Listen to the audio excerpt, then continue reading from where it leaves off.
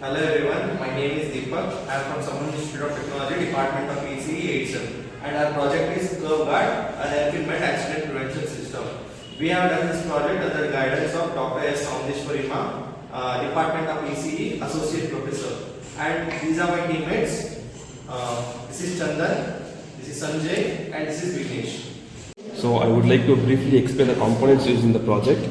So this is a ESP32 cam which is used to capture the vehicles, and this is the IR sensor which is used to detect the objects, and we have used the traffic light signals to guide the vehicles to go, and we have used the ultrasonic sensor to measure the distance of a vehicle. So we have used LCD display to display whether the vehicle is detected or what, and it also displays the distance of a vehicle.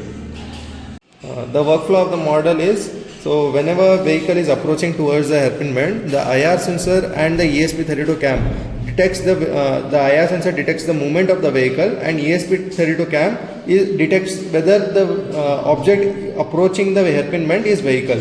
So as we know that the accidents at a hairpin bend are caused mainly in the curvy section. So to prevent these accidents, we have done this project. So, and mainly we know that whenever a vehicle is approaching towards the hairpin bend from up to down, so that is downstream. So that is the main cause of the accidents, as they are coming very fast. So to prevent this accident, we have done this project, and we have trained the model to classify whether the object approaching towards the hairpin bend is vehicle or something else. We have trained the model which is using a YOLO V5 such that it detects whether the object approaching is a vehicle, is an animal or something else.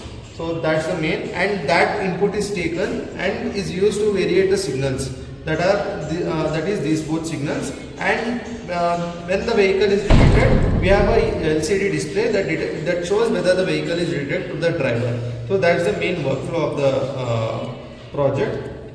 And and the microcontrollers used in this project are Arduino Uno and ESP32 cam.